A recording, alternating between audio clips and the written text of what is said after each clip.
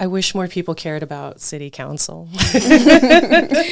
It's really, there's not a ton of people that are paying attention to it. So if you did decide that you had priorities that you wanted to advocate for, you would get attention.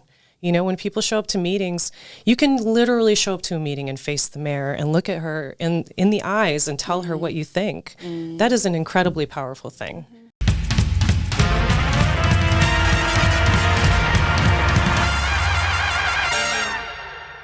So thank you so much for being with us at the UAZ podcast today. We are so glad to have you on our podcast. Just going to give a brief background about what you've done so far in Tucson. It's really exciting. Today we are joined by Miranda Schubert, a passionate community advocate, media professional, and candidate for Tucson City Council Ward 6. In the upcoming election of 2025. Miranda currently serves as the operation manager and on-air DJ at KXCI Community Radio, where she has also led a youth broadcasting camp, empowering young people to find their voice through media. She's a driving force in local advocacy, having founded Tucson for Everyone, which is super cool, and co-founded the Transit for All Coalition, both of which focuses on creating equitable access to housing and public transportation across Tucson.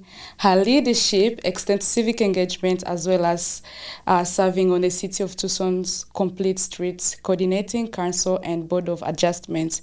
With over 15 years of experience in higher education, advising at institutions like Pima Community College and the University of Arizona, she has dedicated her career to helping individuals navigating systems and building meaningful futures.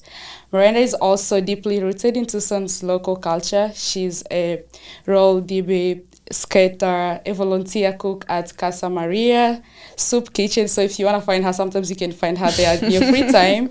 And a proud union member. Her story reflects a powerful commitment to justice, community, and action. And in today's conversation, we'll talk about what brought her to Tucson, what inspired her to get involved, and her decision to run for office, and how young people can become part of a building community here in Tucson. Miranda, thank you so much for coming once again. We are really excited. This is UAZ podcast, and here we really share powerful voices in Tucson community and changemakers' voices, and also the voices of young people in Tucson.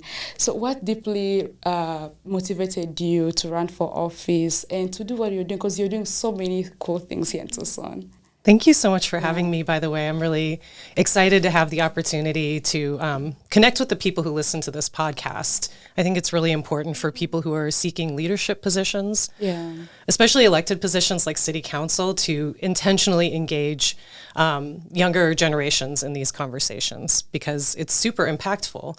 And the whole reason that I started running for office, well, I actually ran for the seat for the first time in 2021. And it was partly inspired by helping to start the union here at the U of A through organizing with people who were faculty, student workers, staff members, and taking all those different experiences and looking at how we can change the system so that it centers compassion, it centers students' needs and public health and safety. And so it was a really pivotal moment of understanding that we're not going to get ahead until we change the system, change the status quo. I think that combined with, the protests that were going on nationwide after the murder of George Floyd, I became incredibly interested in local city budgets and how that impacts people's quality of life and the safety of the communities that it's trying to serve. And I just needed to learn more. So I started watching city council meetings. They were streaming them at the time. And the more I learned, the more driven I became to just try. The representative who was in the seat at the time had never been challenged once in 12 years. And I thought I had nothing to lose, and at the very least, I would at least be able to, promote awareness and engagement around these issues, So those were the two things. And then after 2021, when we didn't make it through the primary, I never stopped wanting to try again. Yeah. Yeah. So it's just been something I've thought about for a long time and worked on. Yeah, also I think it's always a very good idea to always try out. Even if it doesn't work out for the first time, like trying it over and over again can make you like learn something because you learn from your experiences as well. But like, what motivated you to come to Tucson before? Like everything, what motivated to come to Tucson specific? Like everything, what motivated to come to Tucson specific? Because you're coming from a very big city, California, and over a sudden you came to Tucson. So what motivated you? Well, it was pretty windy, actually. So I finished college in Santa Barbara. I was an old graduate, by the way. I was already in my 20s at that time. After we finished, my partner and I at the time backpacked around Southeast Asia for a while because we were tired of living in Santa Barbara. It just wasn't our scene. And then we taught English in China for a few months, and that wasn't our scene. We always dreamt about Tucson. So my partner at the time was born and raised here. And from the first moment I came to Tucson and saw what it was like here, I fell in love. I mainly grew up in Las Vegas. So I'm a desert kid. I like the climate and the vibes of, sort of this environment. But, Tucson felt like a place that still cared about local culture, local history and community in a way that Las Vegas just doesn't, because it's outgrown that. I think you could probably find pockets of it, but it's not like it is in Tucson. We're the 33rd largest city in the U.S., but we have such a small town feel, and I really value that. I think Las Vegas to here is such a huge change because Las Vegas is more like nightlife, partying, and then over here it's more like hiking, more nature. Absolutely. And I think, car-centric culture in Las Vegas is totally out of control. We still have a chance here to make our roads better for all users. Our next question is, what inspired you to take action around housing and transportation in our city? I've seen that you've done a lot for the community, so what inspired you to do all of that? Partly my own personal experiences. Most of my adult life I rented, so I probably lived in at least half a dozen different places in Tucson. Now I'm a homeowner because I'm married and my wife has a good job. Partly that, partly the experiences of my friends, also having to move around constantly, no stability. Hearing stories from constituents when I knocked on doors in 2021. I think we knocked close to 10,000 doors, and housing came up all the time with people. Even people who, are stably housed, homeowners, longtime homeowners are still understanding that it benefits our whole community when we don't have this kind of like out of control situation with skyrocketing housing costs. And I mean, transportation is so like similar to that. I started biking when I was in Las Vegas, and it was because when I was driving, my car broke down and it was just like the last straw. I couldn't fix it. I'd already been really struggling to even put gas in the car, like go sell your clothes at Buffalo Exchange level. Like I need to put gas in the car to go to my job. And so it just felt like a trap. The car felt like a trap, and I was like, I can't afford it. So biking around Vegas certainly gave me awareness of how infrastructure or lack of infrastructure makes you feel like you're taking your life into your own hands. And it felt really miraculous to come to Tucson and see painted bike lanes and kind of go, well, at least they somewhat care. We can build on that. And again, I mean, pedestrian fatalities, people at the doors, especially folks who live around the U of A. They want more options than just having to be stuck with a car. That's true, because I was at PIMA as a student senate. I worked on a bike path line project, and there came students who were like, well, we always bike to school and the road isn't safe for us. So it was kind of like a complaint that students will always raise over and over again. That shows that there is like a lack into that infrastructure development, and there needs to be people who can stand up and be like, we have to do this for the community. And I'm glad you're on that path, which is really cool. And you've also like worked with young people. You said like for over 15 years mentoring. So what changes have you seen young people discover when they know that they have a voice in the community? It's really incredible. I think it's transformative. Throughout the years advising students over and over again, I would just notice how much people would talk about students or talk to students in a way that didn't really dignify them, like they're just human adults, a lot of talking down, a lot of like condescension, and not seeing those viewpoints as valid when, you all are inheriting this world. You're going to have to live with it longer. So I really think that, through both advising students and also helping with youth broadcasting camps at work, just helping people feel like I see you and I'm here to like partner with you, not talk down. Like you mentioned the word mentoring. But I mean, my style of mentoring is very peer-to-peer, very like collaborative. And that's really how I would want to serve as an elected official too, partnering. So how can you, I don't know how to word it, but how do you think young people and students should be in the community that want to start helping or get involved? That's a really good question. I mean, I think where my mind goes are to local groups and organizations, like just connecting with something that speaks to you, or asking a friend, asking around kind of like through your social networks. And it can be something pretty small at first, like going to your neighborhood association meeting, if there's a neighborhood association, or seeking out some club or going on a bike ride.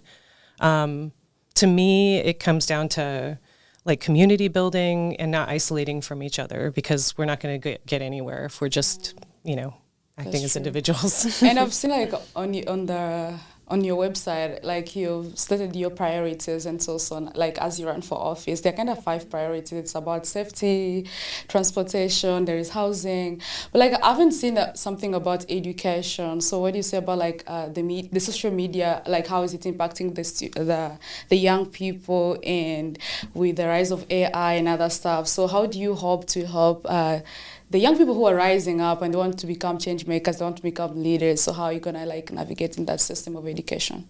Absolutely. Well, unfortunately, City Council doesn't have a whole lot to do with education or education funding or decision making. But all levels of government should be working together on these issues, and we all support each other. Yeah. And when you talk about something like transit, that's part of why I'm so such a fierce advocate of maintaining fare free transit, because students need to get to school, that's they true. Need to get to their jobs. Yeah. This is a way to support education, right? The other thing I would say is that that's part of why I'm so preoccupied with community building and with making connections with people, because that's such a strong way to combat misinformation and conspiracy theories. People's minds are much more susceptible to these things when they're not in community with others or hearing different perspectives. So I think that's part of it.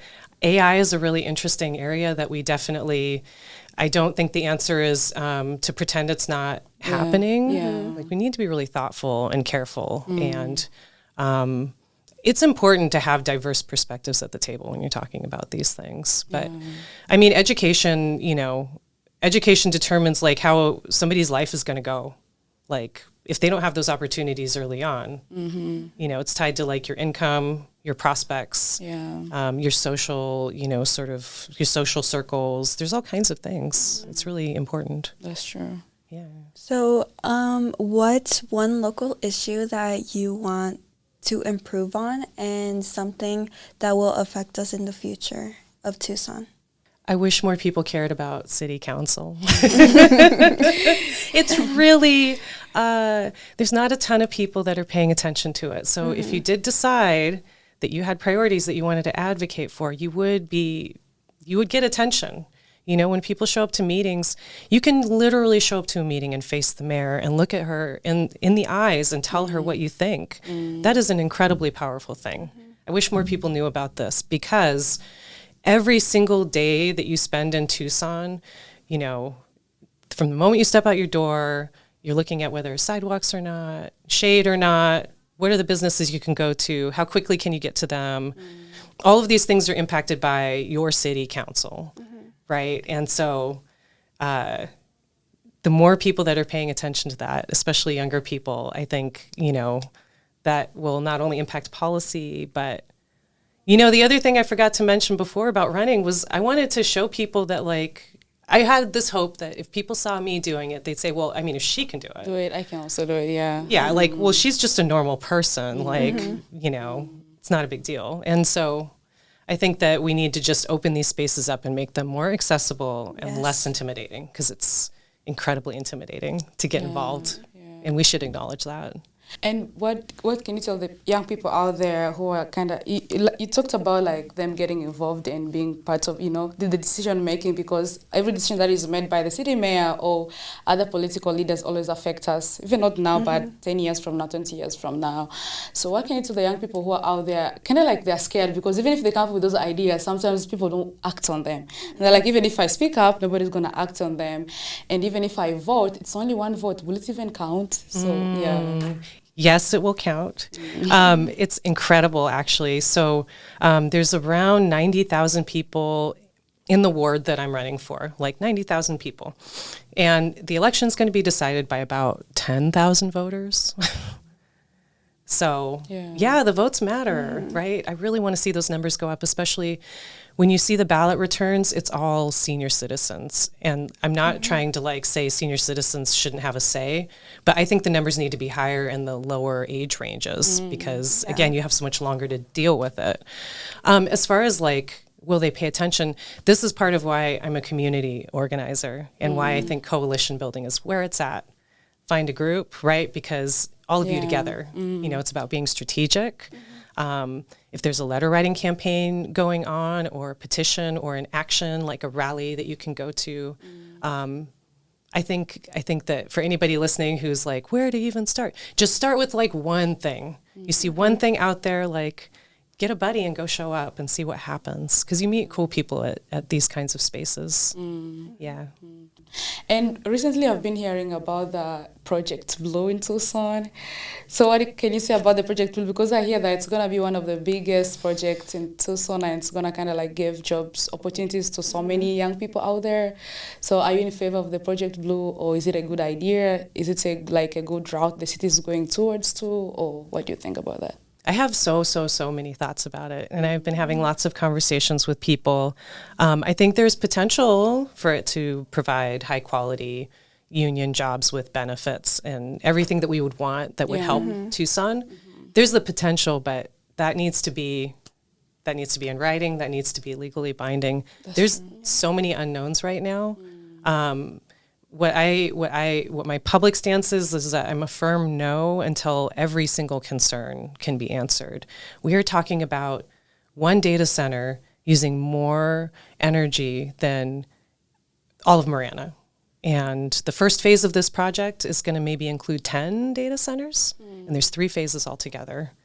So the scale of this is really, when you think about the water usage, the power, TEP recently announced that they think they'll have to build a new natural gas plant to keep up with the energy demand if they go forward with this. So it comes with a lot of changes. I think we're on a road where we're going to be gathering lots of facts and having lots of interesting conversations. We don't even know if we can turn the tap off if they exceed water usage. It might just be fines, which is like no big deal for a big corporation like Amazon.